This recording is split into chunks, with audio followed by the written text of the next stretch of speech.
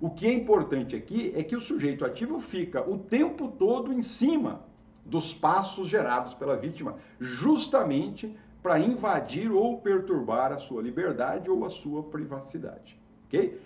O elemento subjetivo trazido aqui é o dolo, sem nenhuma finalidade específica. Portanto, basta o indivíduo perseguir nessas três modalidades de conduta que nós mencionamos. E ele não admite a forma culposa.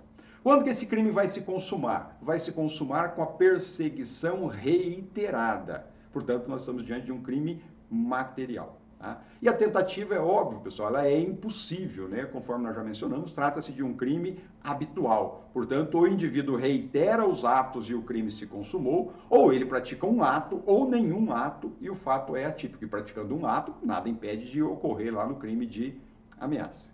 Pelo preceito secundário do caput, vocês percebem que a pena máxima não excede 2 anos. Logo, a competência para julgar esse crime é do Juizado Especial Criminal. Tentaram até inserir lá uma pena máxima de 3 anos, né, no projeto, para que realmente evitasse o Juizado Especial Criminal, mas os nossos legisladores reduziram o máximo de 3 para 2 anos e permaneceu 2 anos. Portanto, a competência do Juizado Especial Criminal é classificado, portanto, como crime de menor potencial ofensivo, ok? Cuidado, no caput, tá? Nas majorantes, que está lá no parágrafo 1º, aí a competência passa a ser do juízo comum, tá? Mas no caput não, continua sendo do Juizado Especial Criminal, ok? Já que falamos de majorantes, vamos analisá-las rapidamente. Tá? Parágrafo 1º do artigo 147A, o legislador inseriu lá um aumento de pena de metade se o crime é cometido contra criança, adolescente ou idoso. Então vamos lá, rapidamente. O que é a criança e o adolescente? Quais são as pessoas que se classificam como crianças ou como adolescentes? O artigo 2º, né, do ECA, né, da Lei 8.069/90, menciona, nos dá esta direção. Esse artigo 2º vai lá e diz que considera-se criança a pessoa com até 12 anos incompletos de idade.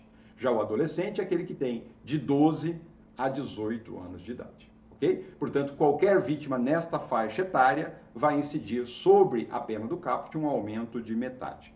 Também menciona o legislador como majorante o idoso, vítima idosa. Da mesma forma, pelo artigo 1º da 10.741 de 2003, idoso é aquele que tem 60 ou mais anos de idade, ok? Qual é a justificativa para esse aumento de metade de pena quando a vítima for criança, adolescente ou pessoa idosa? Porque pelas suas condições, pelas suas características, são naturalmente vulneráveis e, portanto, merecem aí uma proteção especial da norma. Tá? A segunda majorante do parágrafo 1º é se o crime de perseguição reiterada for praticada contra mulher, por razões da condição de sexo feminino, nos termos lá do parágrafo 2º-A do artigo 121 do Código Penal. Então, veja, são razões da condição de sexo feminino se o crime envolver violência doméstica ou violência familiar, menosprezo ou discriminação à condição de mulher, conforme menciona lá o parágrafo 2º-A, que buscou lá na Lei 11.340 de 2006, essa definição utilizada-se aí no parágrafo 2º-A. Então entra aqui aquelas situações muito comuns de marido contra mulher, de companheiro contra companheira e etc.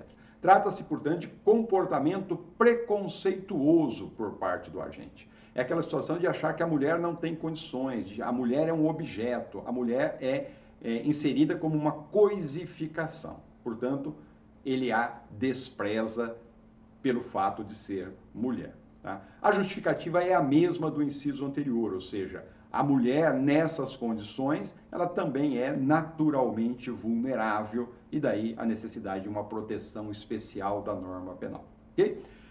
Terceira majorante inserida no parágrafo 1º é quando o crime de perseguição ocorre mediante o concurso de 2 ou mais pessoas, ou então com o emprego de arma.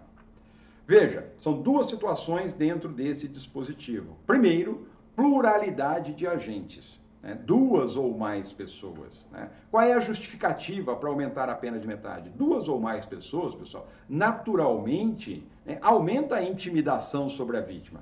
Portanto, aumenta a reprovação do comportamento. Daí a necessidade, ou daí a razão do aumento de metade da pena. Já em relação ao emprego de arma, o legislador usou uma expressão genérica, arma, e não arma de fogo. Tá? Portanto, quando ele menciona a arma, deve-se entender essa arma como sendo a chamada arma própria. E o que é a arma própria? A arma própria é aquele instrumento fabricado com a finalidade bélica. Ou seja, já nasce para ser arma. É o revólver, é a pistola, é a metralhadora, é o fuzil e assim sucessivamente. Já a arma imprópria, não, a arma imprópria, ela não foi fabricada com a finalidade bélica, mas na prática ela pode ser usada como arma contra alguém. Tá? Aí nós temos a faca, o facão, a foice, o machado, a enxada e assim sucessivamente. Veja que a utilização de arma causa maior temor à vítima. Daí também a justificativa do aumento da pena.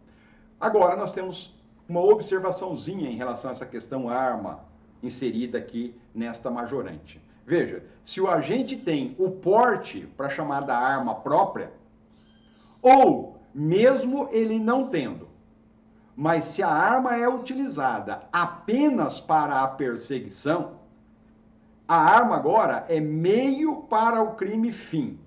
Logo, haverá a incidência somente da majorante. No entanto, pessoal, cuidado. Se o agente é encontrado com a arma num outro contexto, num outro momento, portanto, não havendo mais um nexo com a perseguição cometida, aí nós estamos diante de um concurso de crimes, ok? Aí nessa situação, ele vai responder pelo 147A com a pena majorada em concurso com o porte legal de arma de fogo, descrito lá pela Lei 10.826 de 2003, ok? O parágrafo 2º menciona que as penas deste artigo elas são aplicadas sem prejuízo das correspondentes à violência. Então veja, apesar de não haver menção no dispositivo legal, tá, em relação à violência, então no caput o legislador não menciona a violência, mas nada impede de, no caso concreto, o perseguidor utilizar-se desse meio para gerar a intimidação. Aliás, para gerar uma intimidação até mais séria à vítima. Então, nesse caso, não se aplica, o legislador deixou isso bem claro, não se aplica a subsidiariedade. Você podia falar o seguinte, nós estamos diante de um conflito, né, aparente de normas aqui, e eu vou resolver essa questão pela subsidiariedade. Tá? Eu considero a agressão como sendo um crime mais grave e, portanto, a agressão, crime mais grave, iria absorver a perseguição. Para evitar este entendimento, o legislador inseriu o parágrafo 2º. Ele diz, não se aplica a subsidiariedade aqui nessa situação. Tá? Percebe vocês que a norma indica a exclusão dessa subsidiariedade e impõe, o legislador determinou uma imposição de concurso de crimes. Que no presente caso aqui, o ideal, me parece, né, ser o concurso formal imperfeito, lá do artigo 70 caput, segunda parte do Código Penal. Por quê? Porque o agente, mediante uma única conduta, ele vai provocar dois resultados com desígnios autônomos. Então ele tinha a intenção de persegui-la e vinha perseguindo-a reiteradamente, tanto é que ele queria demonstrar seriedade a isso que ele a lesionou. Tá? Portanto, me parece que com uma única conduta ele praticou dois crimes. Tá? Nós estamos aí diante de um concurso formal imperfeito. Logo, as penas serão somadas. Mas cuidado, tá? Cuidado que há divergência. Tá? A grande maioria hoje dos doutrinadores vem entendendo que a situação aqui é de concurso material de crimes. Tá? São dois bens jurídicos distintos, tá? E, portanto, as penas seriam somadas pelo concurso material e não pelo concurso formal imperfeito. Me parece mais coerente o concurso formal imperfeito, mas há essa divergência aí.